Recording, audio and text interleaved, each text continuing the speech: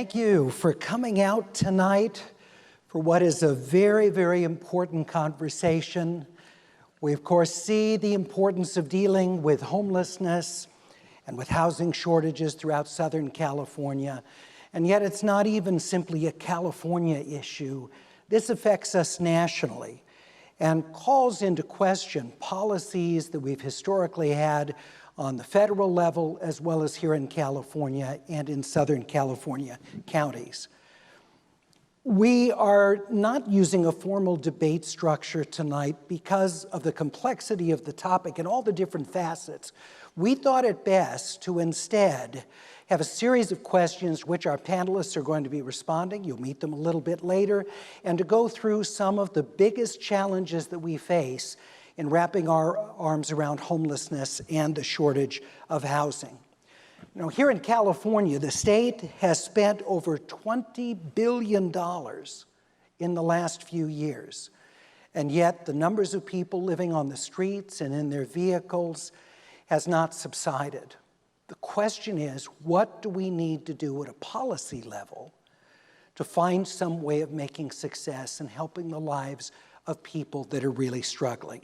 Now, we chose to start with Jessica Castillo, as she has firsthand experience with housing insecurity, and she certainly knows well as a student here at UCSB the challenges in the Santa Barbara County housing market.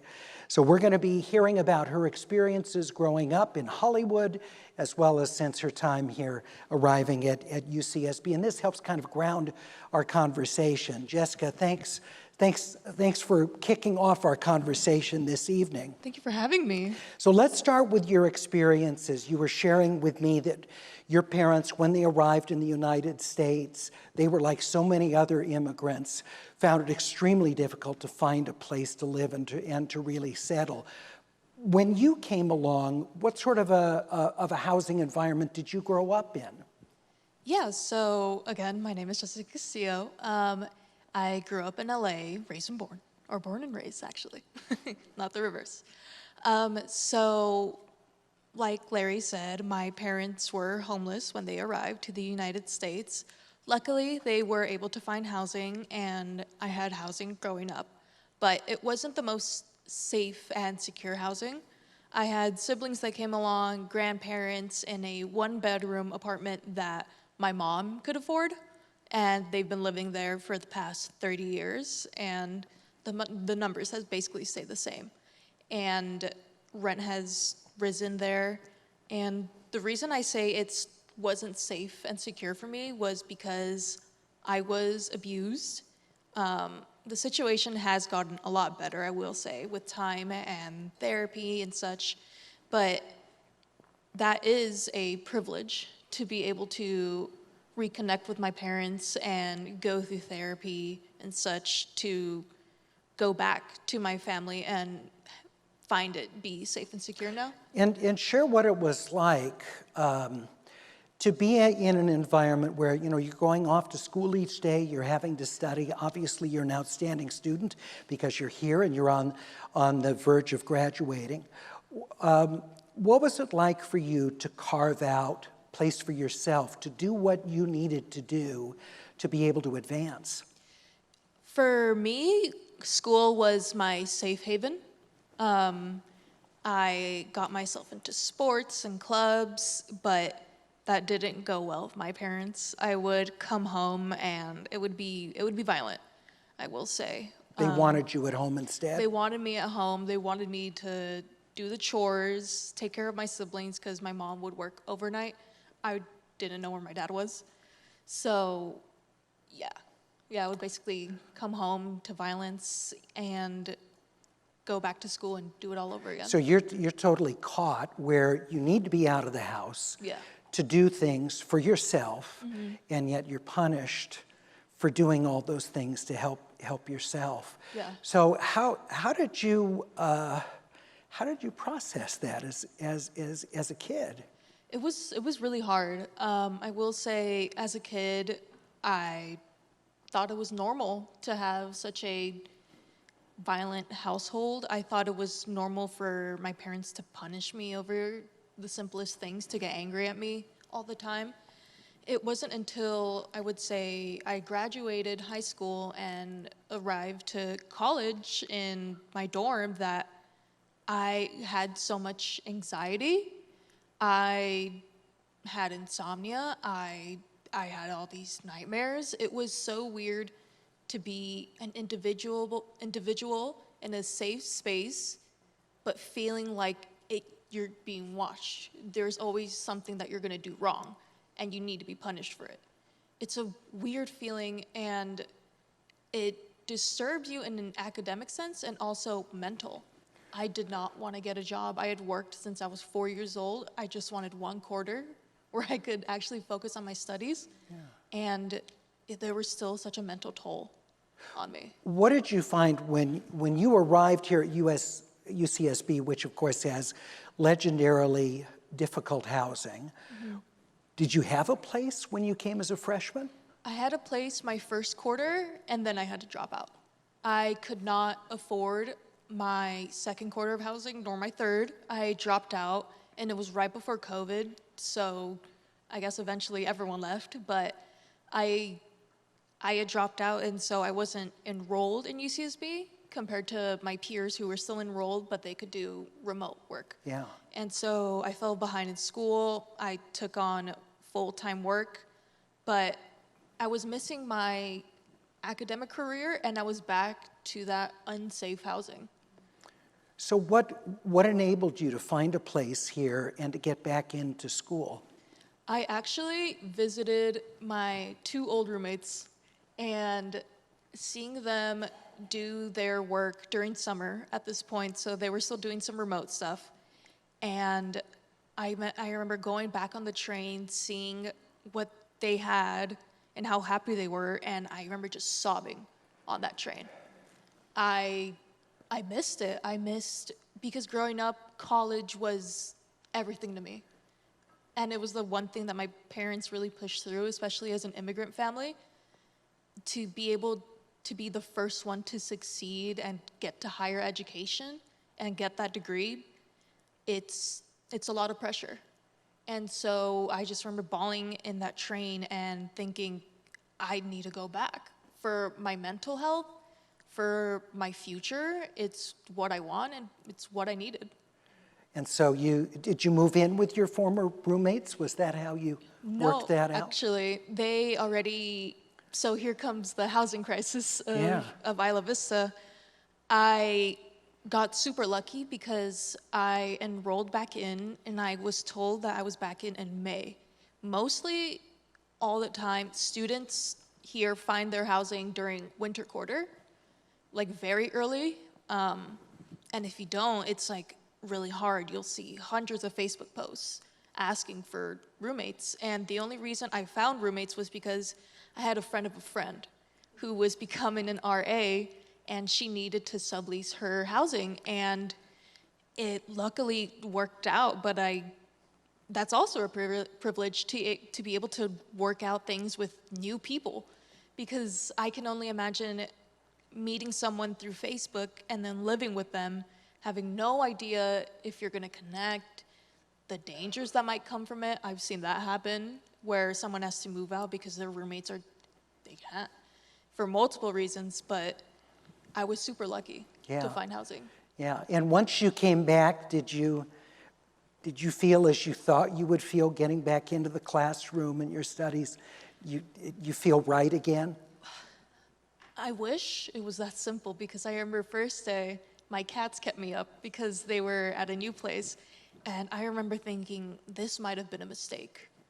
I was scared, I was uncomfortable, and I grew comfortable at my old job and being at my old place, because even though it was unsafe, it was all I knew, so it was comfortable to me.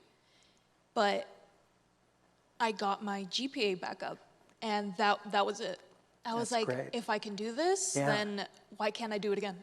And then you moved into helping other students who were housing challenged as well, which is probably most students here.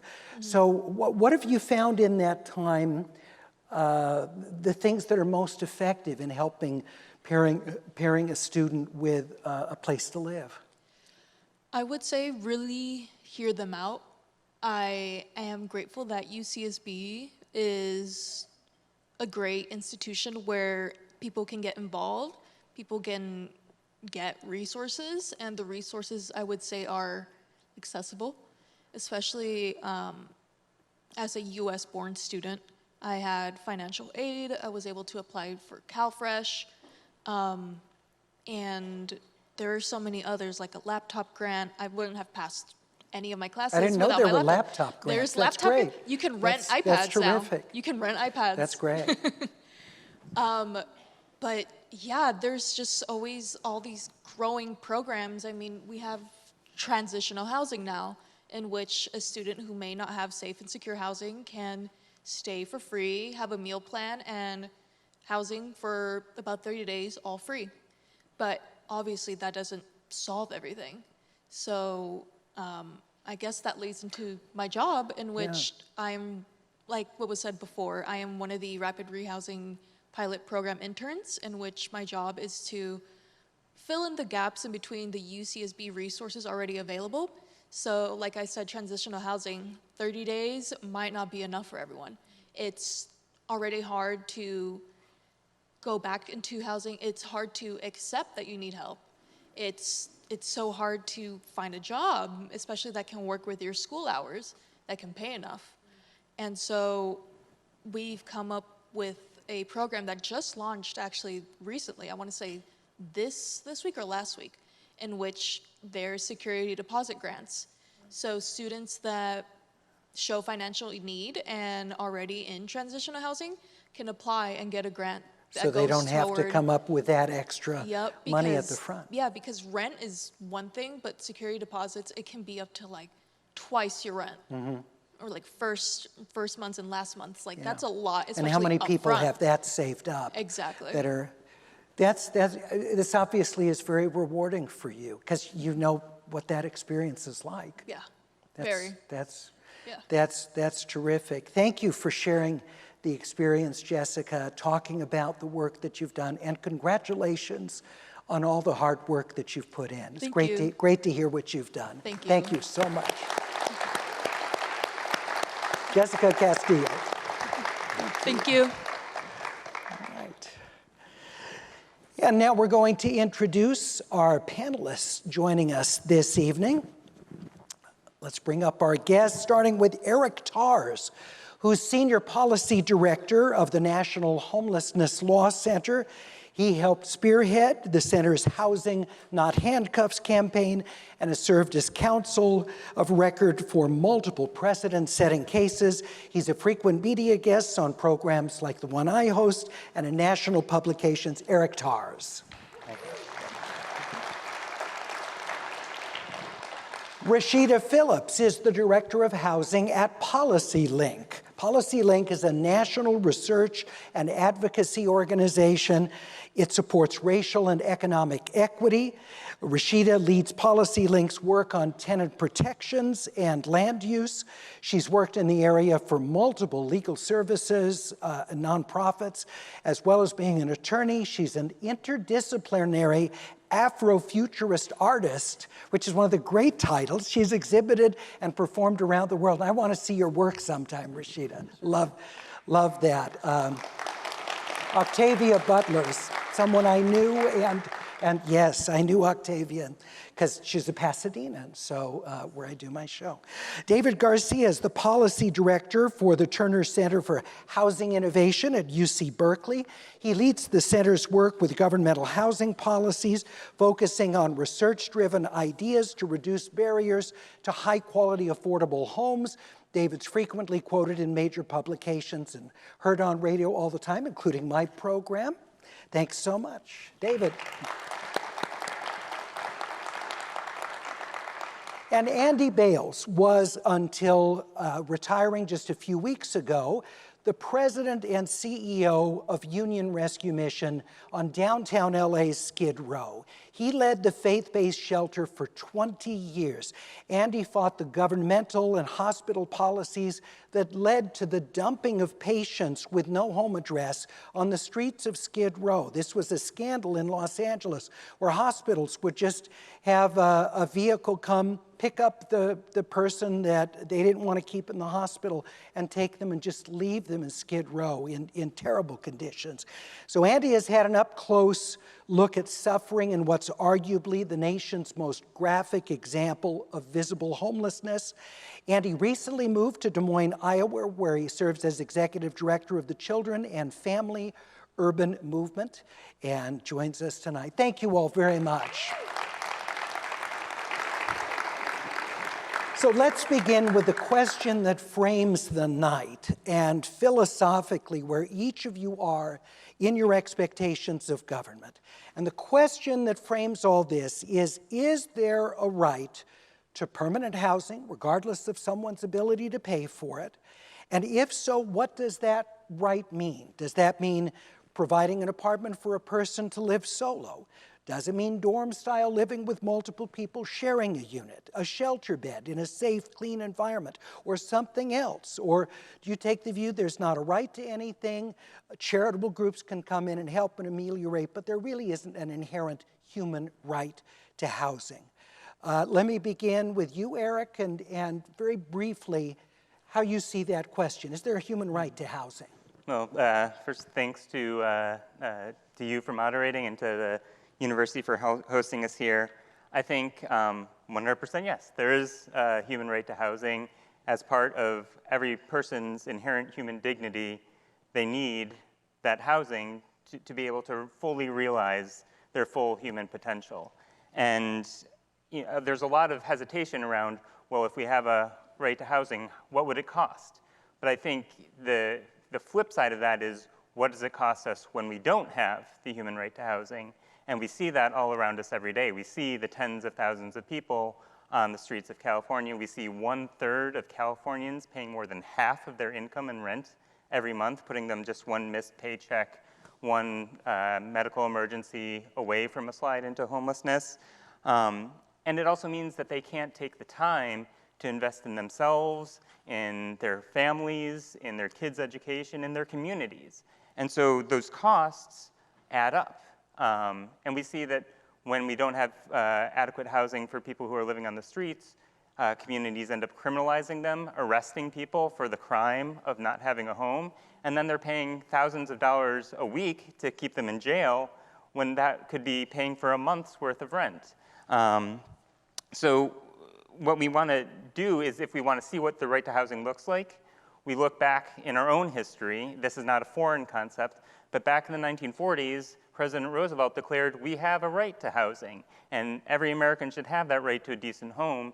And when they have that, that's actually what unleashes the potential. That's what lifted a whole generation out of the poverty of the Great Depression, and then led to the greatest generation and the ability of families to invest in themselves and their communities. You're talking about the GI loans, is what you're talking about. Yeah, GI loans and so many other ways that our country subsidized and invested in the suburbs as well as in the in public housing. All right, hold that thought, please. We'll come back to it. Yep. Rashida, your answer to the question. Yes, thank you so much, and thank you again for having me.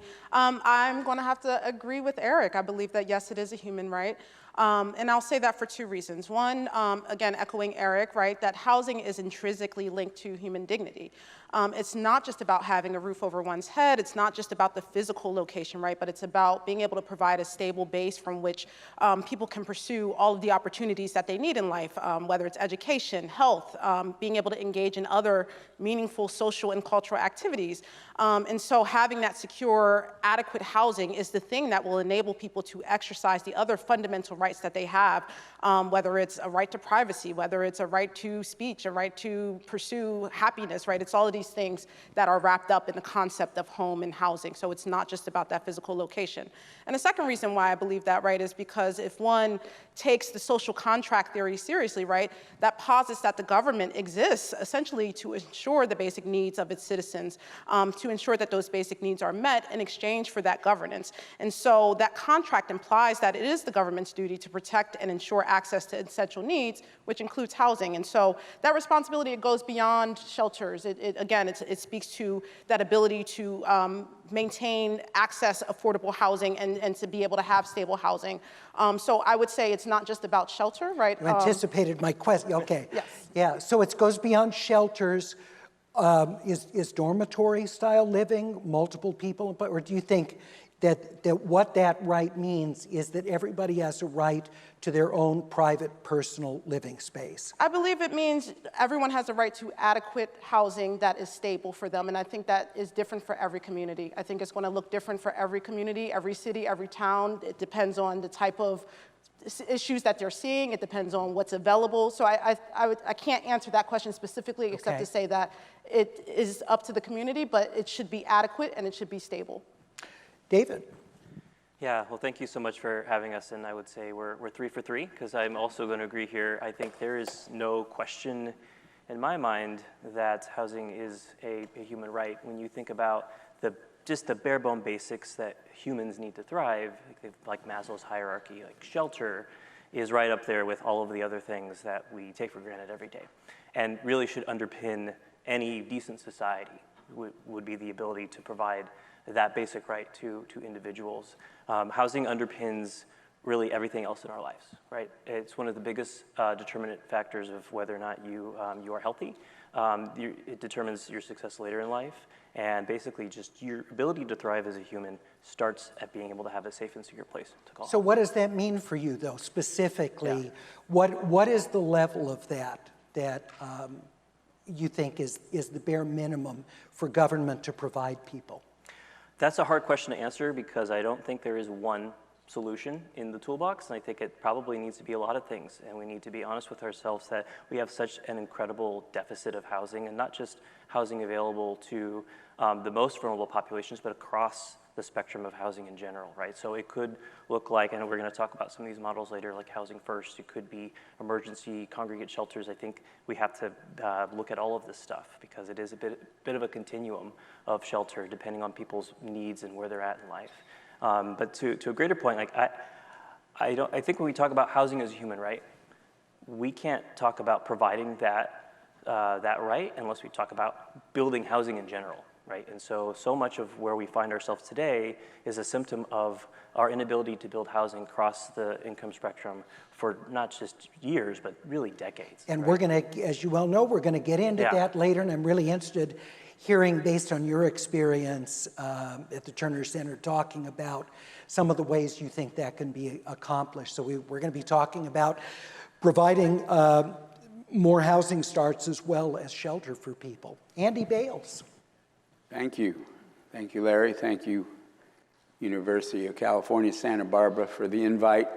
I would have to say the right to housing is currently being carried out by national government, state government, local government, especially California, especially LA, is not being carried out in a way that is possible or affordable or it's a myth and a fantasy that we will somehow build very expensive, slow to develop units with a granite countertop for everybody experiencing homelessness.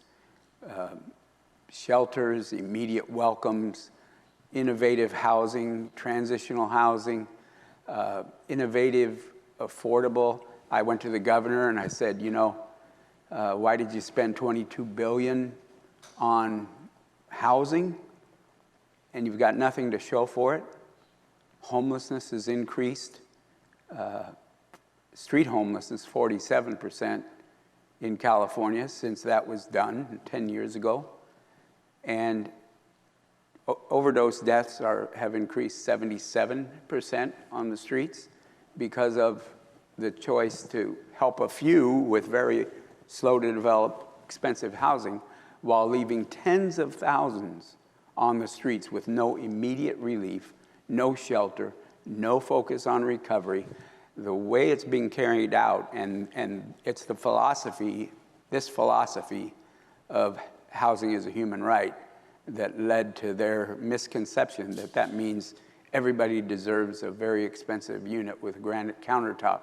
We can't do that. We can't do that. It's an unsustainable plan.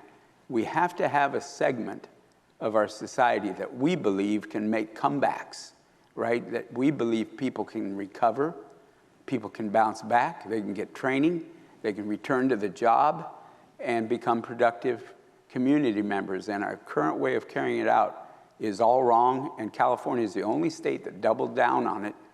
And our overall homelessness skyrocketed.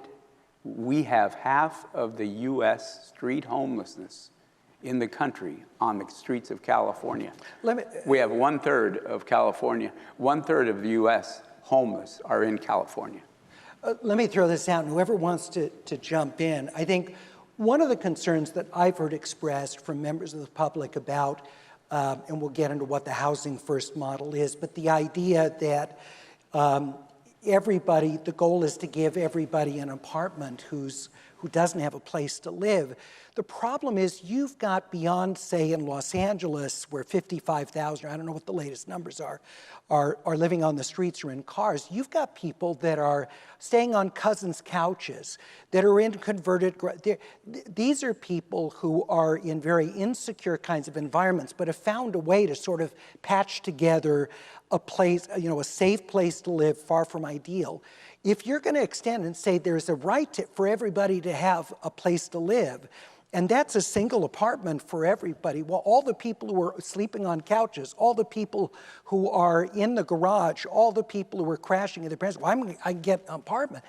That's going to be more than 55,000 people. So if you really follow to its logical extension what's offered in this, how is this even possible? Can you tell me how that could be possibly done? I'll jump in. I mean, it's going to be a variety of methods, as David was saying earlier, that you're going to first. I think one of the challenges with housing first is that correlation is not causation. It's the fact that homelessness has increased while housing first has been the primary approach doesn't mean that housing first has caused that homelessness. That homelessness has been caused by a deep dearth of deeply affordable housing, and the fact that we used to make sure that everybody got a housing subsidy who needed one. Right now, only 1 out of every 4 Americans who need that subsidy is actually getting it. That means 3 out of 4 who need it aren't getting it, and they're ending up on their cousins' couches, in their cars, et cetera. And so if we can address that inflow into homelessness from those highly unstable renters or folks who have already lost their own secure place, then that diminishes the number of people flowing into homelessness, and we can then use housing first to get those 55,000 off the streets. And that's where we have to make more of an investment there so that there is an adequate place for all those people to go. But it doesn't all have to look like a new unit built for each person. We have tons of housing out there, tons of vacant units in Los Angeles that are being held vacant for profit when there are tens of thousands of people on the streets. But one of the things I hear a lot in the conversations that I have with people who are homelessness advocates is that, well, we can't do congregate living situations because who would want to live in a dormitory style environment? Or who would want to be in it's all sort of, everything points from the advocates that I hear from toward the apartment given to someone. That's the goal, is that the government provides the apartment. And I understand you're saying they're all different solutions, but I don't hear advocates talk about dorm style or congregate or turning warehouses that are sitting used into places with cubicles for people. I don't hear that. Does anyone hear that argument being made to do that? Radical housing first harm reduction folks get upset that you're only spending $15 per bed in a sprung structure when that $15 could have gone to one of our buildings. And a friend of mine in the Midwest has I won't say what he calls the HUD group, but you can imagine when he's opening up 50 tiny homes, 350 square foot with a bathroom and a kitchen on 21 acres, the group comes after him, both with the newspaper and funding, and tries to tell him, we're going to get you because you don't deserve any of this government funding that's flowing. Yeah, any of the other, Rashida, yeah. I mean, I think I might suggest that maybe y'all are just talking to a narrow set of people who may have one perspective. I mean, I think I hear all sorts of conversations about the different tools, different models that are needed to come together, and it is not just one model that folks need to rely on in order to start to resolve this issue. And so, you know, just as Eric suggested, there's lots of reasons why folks end up homeless or unhoused or inadequately housed, and there's lots of different ways to address that. It's not all about building and building more, right? In some ways, it's about preventing people from falling into these situations. There's a whole, you know, whether it's economics, right, in terms of folks not having adequate jobs to be able to pay the rent that keeps rising, and then they end up evicted, or they end up, you know, so there's all sorts of tools, and it's not just about building, I think, and it's not just about how many units do we need, right? It's about how do we preserve what's already there, how do we keep people housed who are already housed and prevent them from becoming unhoused or inadequately housed. So I think that the conversation is broader than what might be being presented here, or what some folks might hear in their own different spaces. But from the perspective of someone who's at a national policy organization who talks to all types of advocates across the country who are trying all sorts of different things, I think the conversation is much broader. Are we seeing congregate places being built, and how is that going? Is it creating problems, or is it working? What are we seeing? If there are places open to doing this, how is it working? So I might turn to Eric for that, because I am not the homelessness expert on the panel, I'm the housing expert. So, I mean, you have to imagine, like, what would you want for your own mother, brother, sister? This is where they go. Yeah, just the point and so I was is making. that, like, is it appropriate for some people? Will it reduce harm for some individuals to get them immediately off the street into a congregate living situation? Sure, but is it appropriate for a person with disabilities who can't get up to the top bunk? You know, we've seen, and the real threat comes when people who can't access shelter because of any of these barriers are criminalized in their community for not being able to have a place to sleep. And so that gets them into the jail system. It's a huge misuse of resources. So the model is about getting people into a place that's actually appropriate for their needs. But I mean, if you ask where would I like my mother to be, of course I'd like her to be in some luxurious, you know. So I don't understand how that's really relevant. The issue is what are taxpayers really going to be willing to provide to people realistically, and what can we fund? And so I wonder, are there places in the country where you've got dormitory style, and you've got, you know, single people without families living in there, getting job counseling, you know, and that being okay? Or is the goal we got to get everybody into an apartment? I think that's what the right to housing, fully adequate housing, is a place where you can fully realize your potential. And so, yes. How is that possibly affordable? I mean, how many billions of dollars would that, because everybody then comes off the couch, everybody comes out of the basement. If that's really what government's going to provide, how in the world can you do that? Right now, we are already paying more than that in jails. But you're not paying for the people staying on there are so many more people who are in less than satisfactory living circumstances.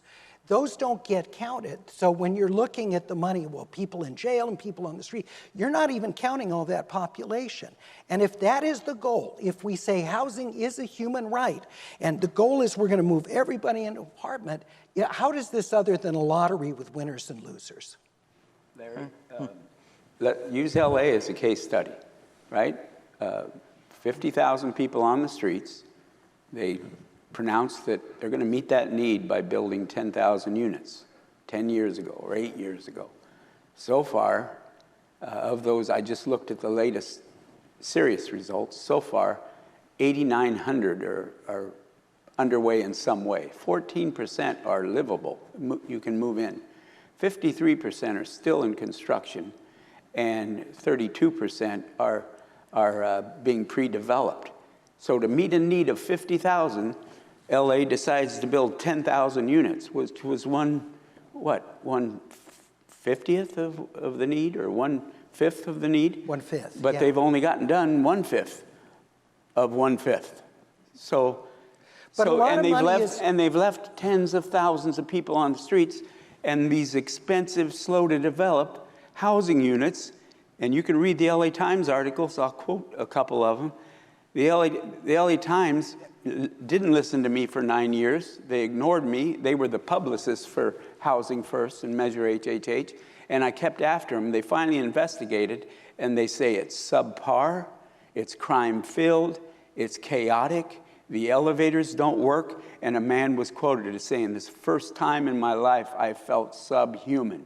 So the model we have of the Housing First, right to housing in LA is let the drugs freely flow, create a subhuman living environment, and leave tens of thousands on the streets. This is a myth. Okay, well, let's talk about housing first, because we keep going to that. So housing first is the view that really before people are going to be able to address whether it's mental health problems or addiction, they need to have a safe place to live. They need to get off the streets. They need to get away from the vulnerabilities there, have a way to be safe in their own person. So then they have the ability to commit of their own choice that they're going to get sober or they're going to take advantage of mental health services that are offered. And the view is if you try and do it, if you try and coerce people to do it, or if you make housing conditional on people getting into a program, it's not really going to work because people have to make a commitment to do it. You can't pressure people to do it and get positive results. They'll go for a little bit and it's not going to stick. So you've heard Andy talk about his concerns over what he thinks happens when people are moved into units with no conditions put on them whatsoever. But are one of you an advocate for the Housing First model? Yeah, I don't want to monopolize, yeah, but okay. I'll just say that what Andy is seeing in LA is an example of Housing First not done well, but that doesn't mean that we fault the entire model for it. That where we've seen adequate investment in the supportive services that go along with Housing First does not mean housing only. It means those voluntary services are also offered, and where adequate amounts of investment in the actual infrastructure are made. We see places like Finland, where homelessness does not exist. You can't find an unsheltered homeless person on the streets. And if that's what we want to see in America, like they show a real great model of how Housing First, they stepped up, they made that investment even though it cost a lot of money, but the results are something that we all want to see. We all benefit when people are actually indoors. But here, and Andy's got the expertise, so you correct me if I'm wrong, but my understanding is in Southern California, we have a very high percentage of the people that we see of visible homelessness who are either addicted or are dealing with severe mental illness, or both, and they exacerbate each other. And one of the problems is trying to get that perfect connect of the house and the supportive services, because as you know, we have a tremendous shortage of mental health professionals. So you get people into a house, and then there aren't enough people to provide. So that kind of coordination that Finland does, and I don't know what percentage of their people who are unhoused are dealing with addiction or mental illness, I don't know. But you know, here in California, that's proving incredibly vexing. How do we fix that? And I mean, I would say on the flip side of that, is a congregate living environment really the best place for people living with mental health disorders? Well, that may be less dangerous than having an apartment. Because they're in a congregate setting, they don't have the degree of security, yeah. Yeah. So I want to jump in on a couple of things here. So we actually have a lot of good quality research done on the effectiveness of Housing First. So through randomized trials, we know that when done correctly, Housing First shows a significant reduction in people falling back into homelessness. So there has been work done in Santa Clara County that found that housing first, individuals that are offered housing first, between 80 and 90% of them did not fall back into homelessness. It's not just there too, they've done this across the country. We've seen similar research results. Do we know what percentage of those people were dealing with severe mental illness and addiction? I don't know that number off the top of my head, but I do want to dispel a myth in that people who fall into homelessness do so because they are drug addicted and because they have mental issues. Many of the visible homeless individuals we encounter on a day-to-day basis may be suffering from that, but the vast majority of people do not enter homelessness with those challenges. And so just to be clear about that, and so when we talk about housing first as a model, it is, I think Eric made this point really well, is that we see a lot of housing first implemented poorly and not funded correctly and not provided the right services for people.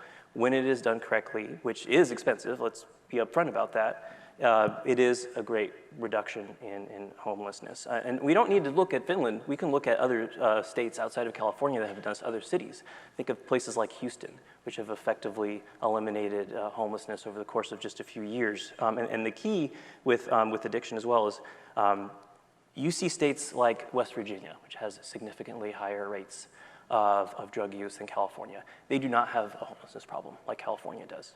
So for me, I go back to but the cost of living is a fraction of here. Because they have housing, because they have enough housing, well, to meet the demand of people. There. Housing is cheaper there, and so people can afford it. So let's make sure we understand the link between the availability and the cost of housing and the amount of homelessness we see in a community. Now, you said that the overwhelming majority of people who we see on the streets were not addicted, were not with serious mental health challenges before, that this has happened in the time that they have been on the streets. And so maybe you can explain a little bit about, because my understanding is that people don't just go right to the street when they lose a place to live.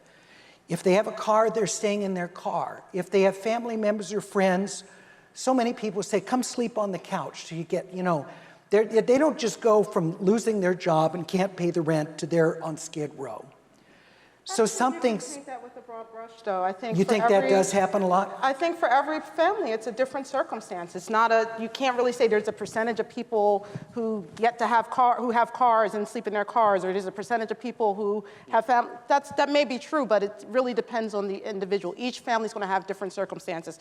You have folks who get evicted all the time. They may not have a car to go into. They may go straight into the shelter, or they may actually end up staying on the streets. So I think you can't paint a broad brush to say that most people do this or most people do that. It's a really complex and entrenched issue.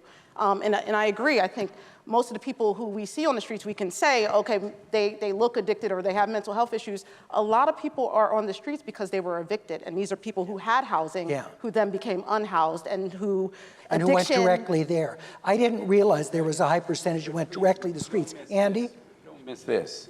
California is a mess because it's only carrying out housing first and the federal policy and the state policy that homelessness will bring drug addiction, and you cannot intervene in any way in drug addiction.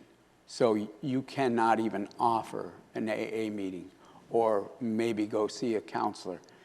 They're following it to the letter of the law, but the law is from Washington so wait a minute, to the state. That doesn't make sense. People can't be offered services? No, they can't be intervened and told your living is in jeopardy. I'm a common sense guy from Iowa. When I did permanent housing in 1990, before anybody ever even heard of it, I would tell people, you can bring a beer back into your apartment in a brown bag, but if your drunkenness spills over into the hallways and into public, we're going to have a talk, because you can't do that. I evicted my own brother for driving drunk on his motorcycle and tearing down the fence. So that has all changed. If I, as a contractor, want to offer housing in family housing, I have to sign the harm reduction model that I won't intervene in drug use on So it's our, unconditional in housing, our you're saying. family Yeah, Eric, housing. did you want to comment? Our transitional housing. Hang on. One more point. Okay. A guy named Chris who runs a great program, Solutions for Change. He said, I was ready to sign on the dotted line today, but I was told if I take government money, I have to allow hard drugs to freely flow in my building, and we're just not going to go there. I'm not going to go there with families. Union Rescue Mission is not going to go there with families. I grew up, I'm probably a little sensitive to this, I grew up with a brother addicted to drugs. It's violent. He would bring hardcore armed drug dealers to our house, and I'd call him over trying to warn him, David, do you know who you're hanging out with? And he'd say, guys, my brother wants to know who I'm hanging, put my life in danger. Drugs are violent. We are by policy in America inviting violence into affordable, permanent supportive, affordable housing units. And I've seen it all over the country. Okay, but you know, what the counter to that is that if you don't use a harm reduction model, and the idea is you're not trying to get someone off of drugs, or that you're trying to give them the safest possible environment without intruding on their rights. Right. That if you, but the argument is that so many people aren't going to take advantage of the housing if you put terms and conditions on it, and they're going to continue to live in a dangerous circumstance. San Francisco just had 71% of their folks living in permanent supportive housing vote that they want sober housing. The people themselves living in housing want sober living. At least present it as an option. We've done a one solution, right? We've done the harm reduction, free flow of drugs in the whole model. Let's at least have some recovery. Okay, Eric, you were going to say something. I thought you were going to. Just to say that it's not that you can't offer the AA meetings and the other services. It's that you can't condition attendance on the ability, on their rent, on their housing. And we know from lots of research that recovery from addiction is not a linear process. And so if every time you have a relapse, you get kicked out of your housing, you're going to fall a lot further than if you have the stability of housing, if you know that you can stay there and then you can pick things back up again and move forward. So. But hold that thought. One of the concerns that we've had is with some, again, in the Los Angeles area, that there have been nonprofit operators who have come in, taken over buildings, created safe, nice places for people to move into. And because of the problems that they've experienced with the tenants that are there, destruction and damage and fires that are set and unsanitary, they have not been able to stay on, they can't stay on top of it because the problems are so numerous and so it's ended up with a lot of units that can't be occupied because of this. Families that are unhoused are afraid to go in and use the facility. So what is the answer to that? If we follow this idea of harm reduction and we can't put any conditions on any of this, how then do we make these livable spaces? Well, we can adequately fund and resource the staff to staff them, and we can make, it doesn't mean that we can't have different kinds of housing where some of them self-select and say, we want to have a sober living environment, and that's the rules for that community. But if somebody, violates that again, that shouldn't mean that they lose their housing permanently. There should be another place where they can stay in housing, even if it's not that housing. Okay. I want to also be clear about something David, too, right? Yeah. Like, I think we're in this this caricature of a permanent supportive housing place where there are no rules and anything goes. Where it's not a caricature. If you're real life in LA. If you are in a unit that or in a property and you are a danger to tenants, if you are destroying the property, there are terms that you have in there that actually can lead to the removal of that person. If that person is a clear harm to neighbors and other individuals in the building, like this is not, it should not be, right? If something is properly run, it should not be a free-for-all per se. So Yeah, and I don't know whether it's just spending the money to evict the person. These nonprofits are already financially strapped. I don't know, because you know, in Southern California, at least in Los Angeles, quite a laborious process to evict someone. So I don't know if that's the reason why, but I mean, the Los Angeles Times has had multiple stories on hotels that have been, you know, adapted reuse for these kinds of facilities, and there has been an ongoing problem. I do want to talk about ways that nonprofits can have a greater role in this, and you know, what are some of your thoughts about public-private partnerships to create housing that's heavily subsidized, if not free, that can actually get more housing starts?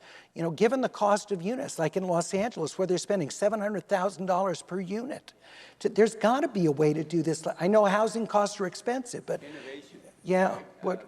My buddy's probably going to spend less than $80,000 per unit, 350 square feet, bathroom and kitchen, mobile home. I forgot.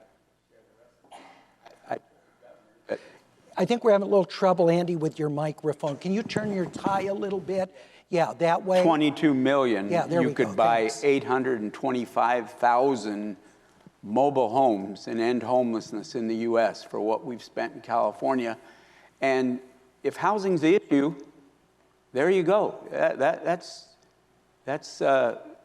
825,000 units with 22 billion. You got to start spending smarter. You got to do innovation and 3D printed concrete homes that take hours to build. You can build for 82,000 a unit. Container homes, prefab homes. And I would prefer in recovery communities, but that's what they're doing in Austin, Community First in Austin. It's what they're doing in Des Moines. We've got to think differently than everybody deserves their own shell to live in. So, David, share with us some ideas similar to what Andy is talking about that can get the costs down and leverage some private investment as well. Yeah, so Andy makes some really good points. There are a lot of things that happen that are really promising, right? So things like manufactured housing can be provided quickly and at a much lower cost than a new permanent supportive housing unit, right? So you mentioned $700,000 for a new unit in Los Angeles. I mean, in some parts of California, we're talking about $1 million a unit. Yeah. And so there's and particularly in a budget-constrained environment that we are in now, we do need to look at things like innovations in construction technology, but also per zoning, where are we even allowed to put these things, right? So we haven't even talked about pushback at the local level for building any kind of housing. But to your question about innovative models, you know, I've seen some interesting groups out of Los Angeles that are using partnerships with the Public Housing Authority in Los Angeles to take vouchers and actually create deeply affordable units, pairing that with property tax exemption, to do this all through traditional kind of debt and equity projects. So not taking the traditional low-income housing tax credits or state subsidy dollars and actually building homes that are affordable and that can be built at much lower cost than the traditional LIHTC, a low-income housing tax credit project, is built at. And so that to me is really exciting because it doesn't rely on existing scarce subsidy sources, and it leverages the general power of the market to actually deliver something that is affordable, which is not something the market is typically good at, but we are seeing some signs that we can maybe do that. Well, that's great, because it seems like what we see is construction at the luxury end, because the cost is so high between land acquisition or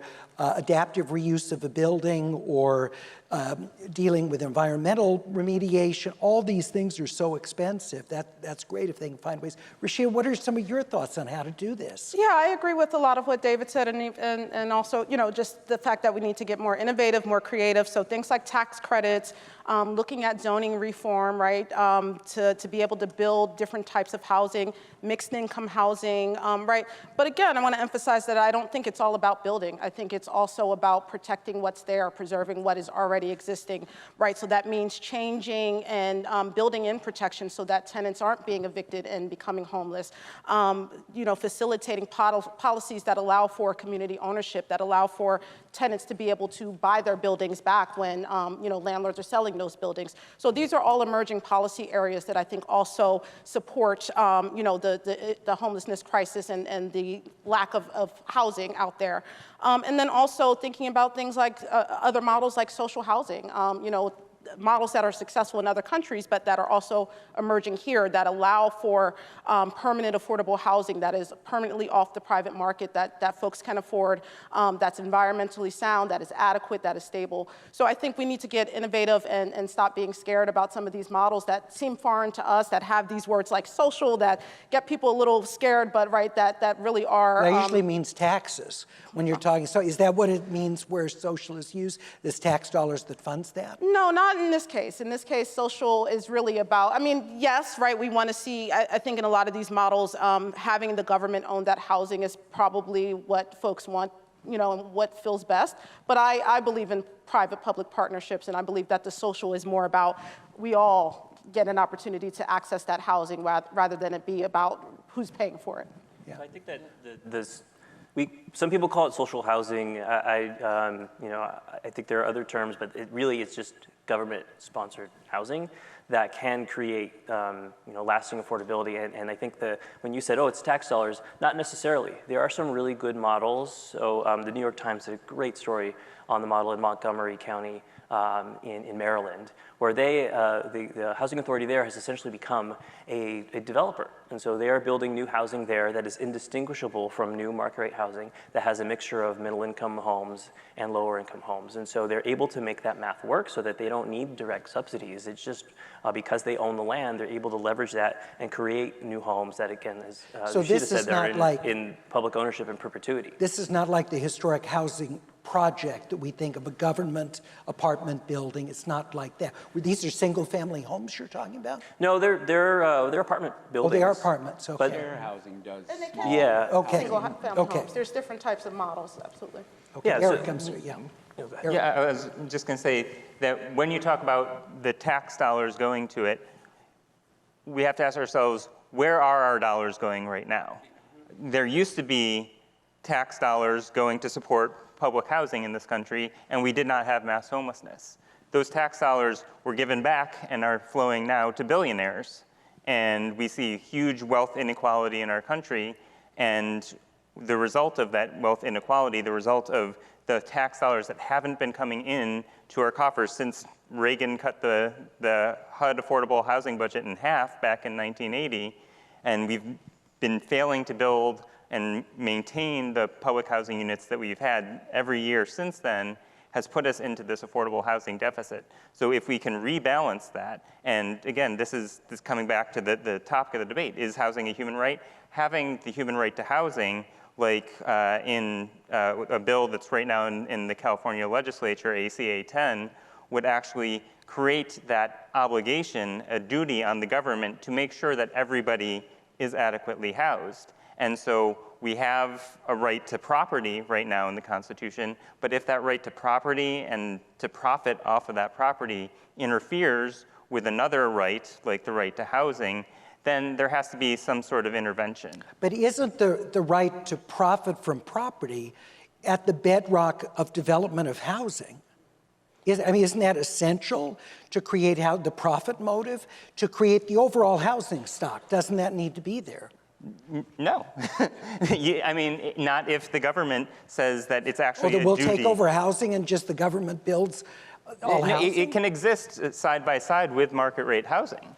It doesn't mean you have to do one or the other, but where that right to profit is interfering with the rights of millions of Americans to enjoy safe, stable housing, there has to be some sort of balancing of those rights. And so what we see, for example, in California right now, there's this a law that says if you can't every community needs to make a plan on where you can site a homeless shelter.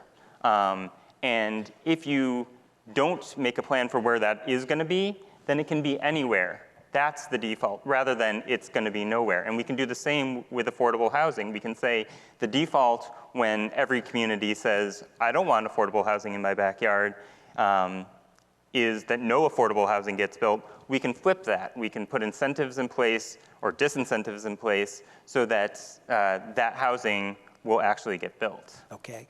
I guess, and maybe I'm not on the point that you're making, but I wonder if you're going to be taking much of the profit out of housing, because this idea that it interferes with people's rights to have a place to live.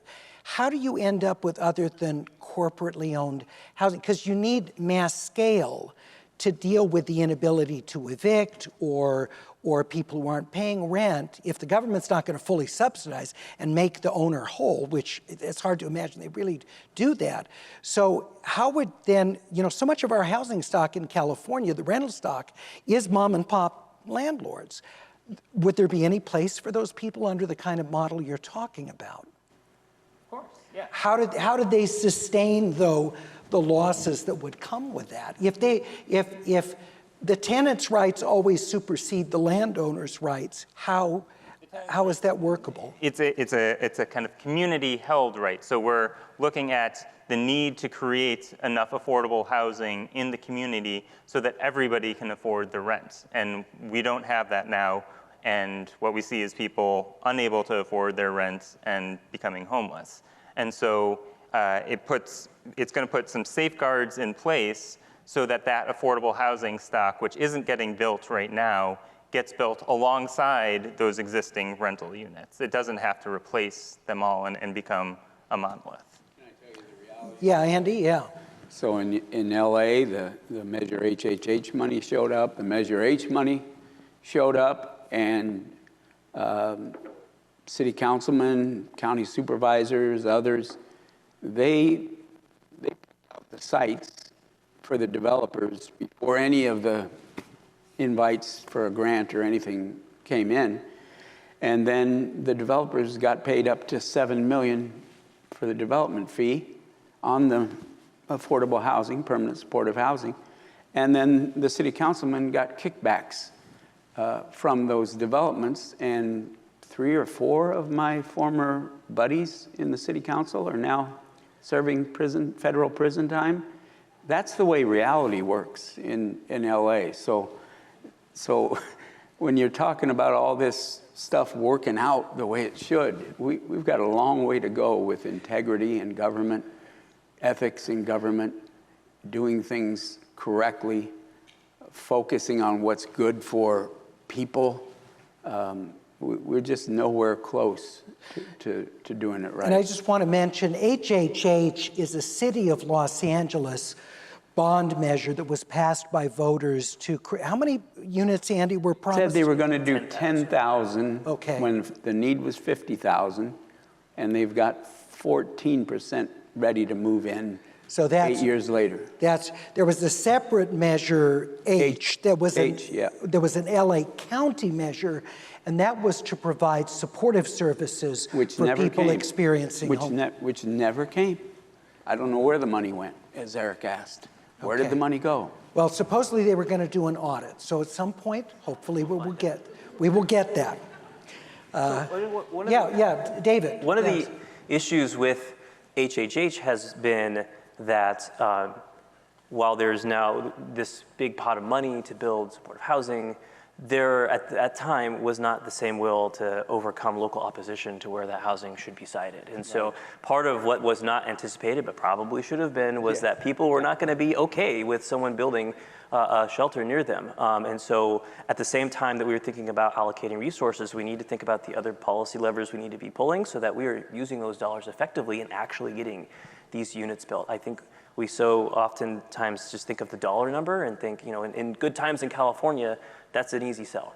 But at the same time, we are not seeing the numbers of units built for the investments that the governor has made, for the investments that the voters have voted for. And so it's not just about the money. I mean, you can't build without it, but you also need to think about all of these other things, the zoning, the permitting times, the fees, all of the stuff that adds up, that adds cost and time to build anything, not just supportive housing or shelter housing, really housing across the board. And so much of that has not been addressed head on. Neighbors don't need protection, but I'll give them some.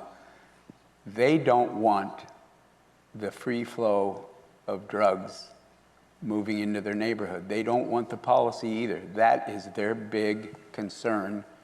And you got to understand that when you move in a place that has a lot of chaos and trouble into their neighborhood, they are going to react. But do you think, Andy, so even if it was a sober living arrangement, no, that they if were it was sober, they'd love it. You think neighbors would accept that? We've really? been accepted. Hope Gardens were loved by the neighbors. So I want to push back on this a little bit. Hang on. Angela's house immediately accepted into the neighborhood because they knew we were going to hold people accountable, we were going to have security, and we were going to have sobriety. Union Rescue Mission could move anywhere in LA without much opposition because we hold people accountable and we believe in sobriety. People welcome us. David and then Rashida, I know you wanted to make a, Yeah, so I don't think it's so much the case that it, the way that the housing is run completely kind of minimizes the risk of having access to drugs. If you have what's supposed to be a sober living situation, you may still have forces outside of that kind of tempting those individuals who live there. I don't think presumably that's you'd have more cure-all. leverage to evict people if they violated the policy. So yeah, so one thing I want to touch on here is that Andy was describing some like really awful situations that are clear examples of a poorly run model. But that I don't seems think, to be the norm. Yeah, I don't think it is the norm. That's what we see so in when we talk about these things in San Francisco, we have navigation centers or emergency shelters. And part of getting these things sited, which is no easy feat, even in a place like San Francisco, the groups that put these up, they have to invest a lot of money into making sure they have security and so that the neighborhoods that they are locating in do not fall into the situations that Andy is describing. So like that needs to be a part of this. And I'll come back to you because I want to talk about getting some of the impediments to development, particularly affordable housing, and get your take on that with your expertise. But Rashida, I wanted to. Yeah, I think I just wanted to strongly disagree that, people accept housing more, building housing more when it's not has these conditions related to drugs, or that people would be willing to accept a sober living place in their communities. I think decades of housing discrimination has showed us that people do not want apartments, they do not want multifamily living, they do not want people of color often living near them, and I think we have a lot of evidence to show for that people don't want any type of housing that is not single-family owned housing in their communities, of in the their composition backyards. of the current community. Yes. Yeah. Eric, were you going to say something? I'm sorry. Exactly the same thing, that like it's not that even in those places where it's just we want to build affordable housing, there are a lot of prejudices and stereotypes. It's going to ruin our neighborhood. It's going to ruin our neighborhood based in overt or covertly held prejudices about who lives there and saying that they're going to bring crime. These are just people who need affordable housing. And I think it's a real danger, again, to talk about the minority of people, the highly visible minority of people who need addiction and other services, when the vast majority of people experiencing homelessness don't have those addiction issues. It's the majority of people you see because you perceive them as homeless. Well, or just people that work at homeless services, a lot of volunteers, the people we talk to, they'll tell you the overwhelming majority of people have serious, either psychological or addiction problems who come in the door. But there's so many people out there, the people who are living in their garage or on their car, who you don't perceive as homeless because they are doing everything they can to not let you see them as homeless. And but of course, if you factor those number of people, we're many thousands more than the current census. Right, but they need the housing too. Okay, I wanted to ask you, David, so you were mentioning all these impediments to building. We have CEQA in California, which has become kind of a piñata for developers' rights folks. So what do you think would be the way to really, get more starts of affordable housing into our communities? Oh man, we only have much time left? So there are a couple places I start. We need to change where we're allowed to build housing, and we need to rethink about what that housing looks like across the spectrum of housing typologies. I think so many times when we think about building housing, we think about tall, towers or buildings that are out of scale with the neighborhood. But so much of our housing stock is single-family homes. Something like 90% of all land in a given California city is dedicated to one housing type. Now that's not necessarily bad per se, but if we don't allow other housing types in these places, we've artificially constrained where we're actually allowed to build housing, and that is reflected in the high cost of land and the really limited opportunities to build housing of any kind, is particularly for affordable housing, because they have to compete against market rate builders for really prime pieces of real estate. So that's the first piece. And then the other piece is just making it less expensive to build. California has the most expensive development ecosystem in the country. And so we mentioned this earlier, but in some cases it can cost $1 million per unit to build deed-restricted affordable housing. That housing is high quality and it's needed, but when you scale that up to the need, like there's no way we can actually afford $1 million per unit. So thinking about ways that we can bring the cost curve down through things like innovations in construction technology, through thinking about making it easier and faster to build, because in development, time is money. If you have certainty in the development process, you can get cheaper financing, you can build faster and avoid the impacts of inflation, and you can bring down costs that way. And then a lot of this has to do with just the current the market itself, right? Right now, California used to build 300,000 homes per year in the 60s and 70s and even into the 80s. This most recent boom in the housing market was only 100,000 per year. So with many times more, a higher population, we've built just a fraction of the homes that we used to build. And so this is not like an audacious goal. The state of California used to do this and do this quite regularly. And so we did a lot through sprawl, though. We did a lot through sprawl. Looked down very negatively the idea that you're moving out and building new suburb upon suburb. That's where a lot of that single-family development happened. A lot of that development happened in the 90s and the 2000s, but in the even back in the 70s, and at least in sure. We had the GI Bill, Levittown, all that stuff really exploded the single-family market. But at the same time, in the 60s and 70s and 80s, we were building almost equal amounts of multifamily housing to single-family homes, and that is because it was allowed per zoning rules. But because of a lot of the issues that Rashida mentioned, cities proactively downzoned, so that in communities where you might see a lovely 4-unit building that was built in the 30s, it's illegal to do that today. In so many of our communities, we've made it only the single-family home is allowed to be built, and a lot of that was for very pernicious reasons. And so we need to rethink how we approach land use from that perspective, but also we need to just think about how do we do this across different communities. California has something called affirmatively furthering fair housing. So a lot of what'd you say it it's called was? affirmatively furthering fair housing. Affirmatively further? Fair housing. Okay. Affirmatively furthering fair housing. Okay. AFFH. It's easier to just use the acronym. I use the acronym. Yeah. And so the challenge has been that a lot of cities have gone through this exercise per state law to say where they're going to build housing. And they always, for years, have said, we're going to put it in this part of town where we know it won't get built, or we know that the people who will live there won't interfere with our existing neighborhoods, right? And so that changed with the passage of AFFH. And so cities now have to think creatively about how do we facilitate the creation of housing across the income spectrum in different parts of the community and not concentrate poverty or multifamily homes. What about adaptive reuse? And Rashida, I don't know if this is something you maybe talk about as well, but what I hear so much from listeners, whenever we talk about housing issues, we have all these vacant, fill in the blank, certain types of buildings.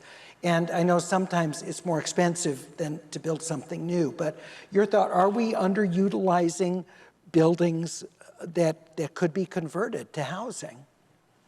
Yes, we are. Office, retail, yeah. So what are the hurdles there? Well, I mean, I would say probably the profit motive, right?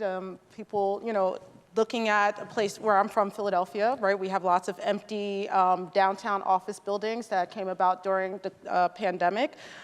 There is now a move by the new Philadelphia mayor to get people back into work offices and get Center City back up and running to where it used to be, even though that's not practical and it's not what people want. And you could take those homes and, those places and readapt them to housing, but there's not the political will.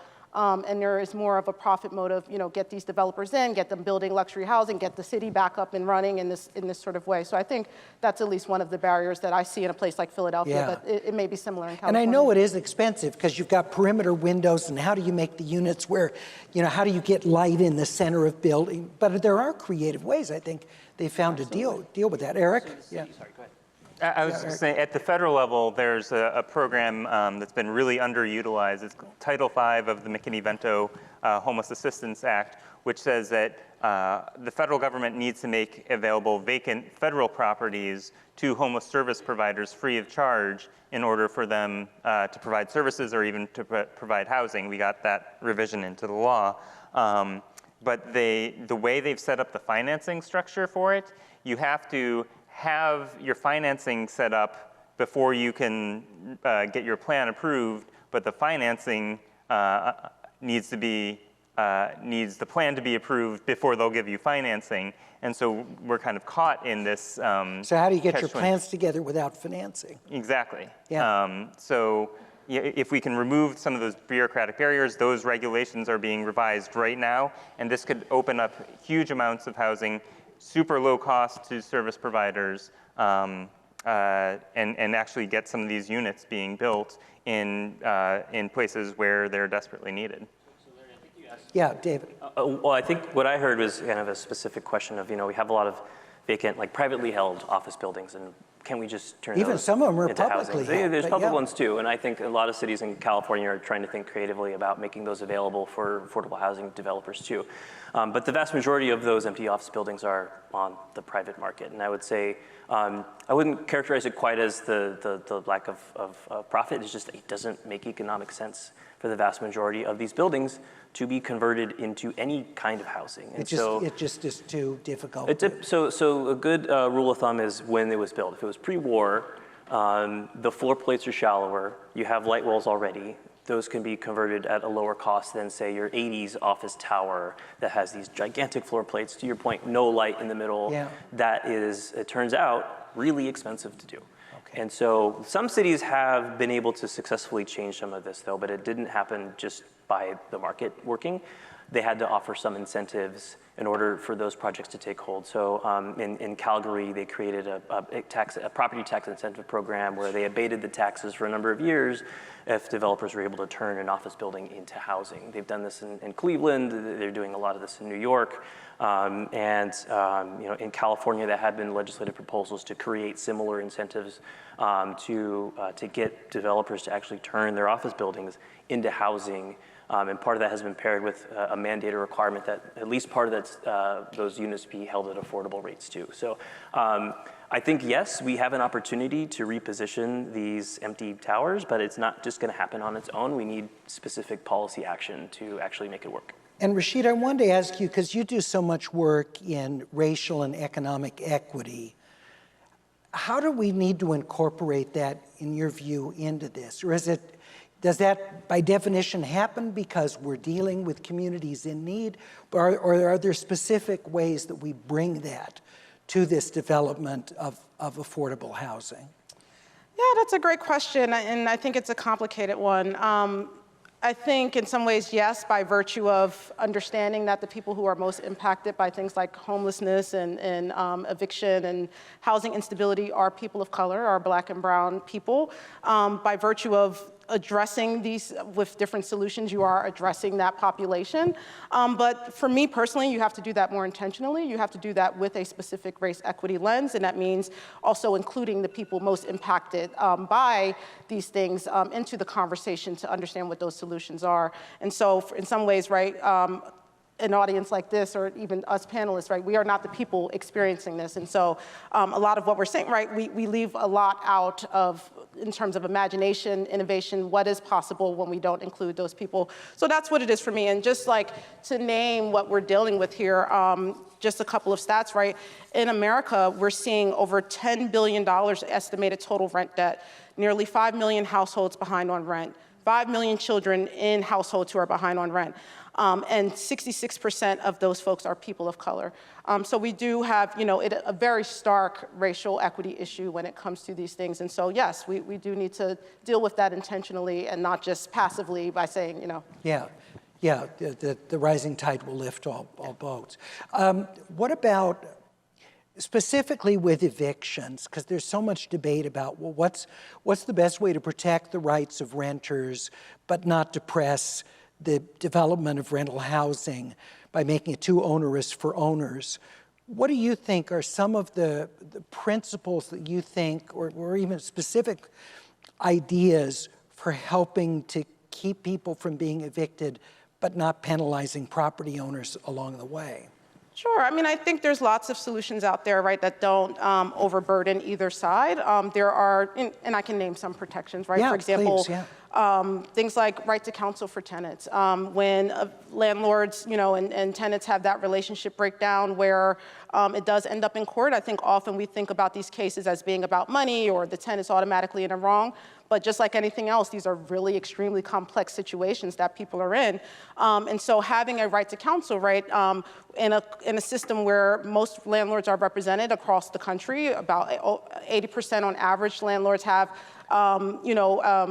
lawyers walking into court, and only 2 to 5% of tenants don't, you see an extreme power imbalance, and you see a lot of things play out in that place where, again, people fall into these cycles of homelessness. They fall into a cycle where they are evicted, and now they have an eviction record, and now that record prevents them from being able to access safe and affordable housing into the future. So something like right to counsel, it just gives both people a right to have their day in court and to be able to bring defenses, which is something that people don't always have, the ability to do. Something like just cause eviction, a protection that says that the landlord has to give you a reason why they're evicting you based on a list of reasons. They can't just evict you for no reason, right? That gives a tenant an opportunity to know that their lease is on the line, to sort of try to work it out, to move to another place without becoming homelessness in between, right? So I think when we can think about tenant protections as something that it doesn't impinge on a landlord's rights, it just gives them the opportunity to have an even playing field when in terms of entering a contract,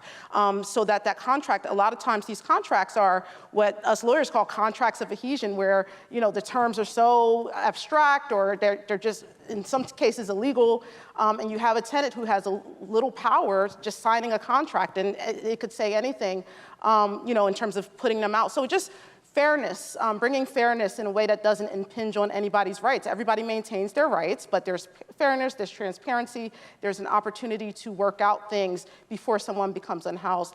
One of the things that we were able to do in Philadelphia, we have a right to counsel for tenants.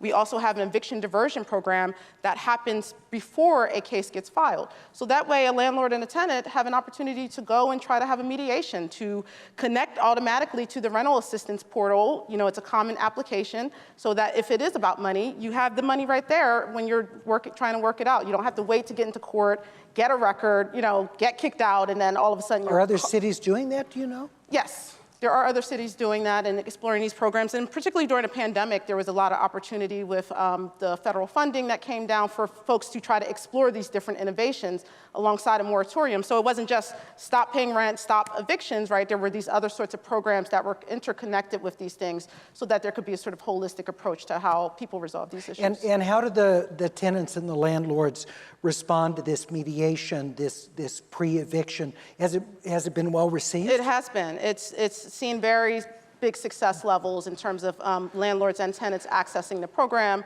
and it's reduced the eviction numbers, the number of cases that get filed in eviction court because of that. Yes. Very good. Yeah. Eric, Oh, sorry, go ahead. yeah, Eric, go ahead, and then David. I was just going to quickly say that, and this is an investment, it certainly costs some investment to provide that lawyer, but in every place that they've done this, they found it's reduced costs overall because it's so much easier to keep a person in housing. It can cost, $500 of unpaid rent, but then that person's stabilized and they stay in housing, as opposed to they fall into homelessness and then it costs so much more to get them out. Yeah, that really makes sense because you're making that one-time investment, making sure can they find a resolution, then avoiding all. David, I'm sorry, and then I want. I was just going to really honestly just say the same thing, is that emergency rental assistance was, in some respects, a big success story of the COVID pandemic response. So many people were able to remain housed and landlords be able to get back rent through rental assistance programs. And I think that's a lesson we need to take moving forward, is that it does not take that much money to keep someone housed one time because they had a hospital bill or their car got into an accident. The cost to society is so many times greater. Or their business closed. Yeah. So COVID gave us Zoom and it gave us rental assistance. So at least we got a couple of good things despite the tragedy of COVID.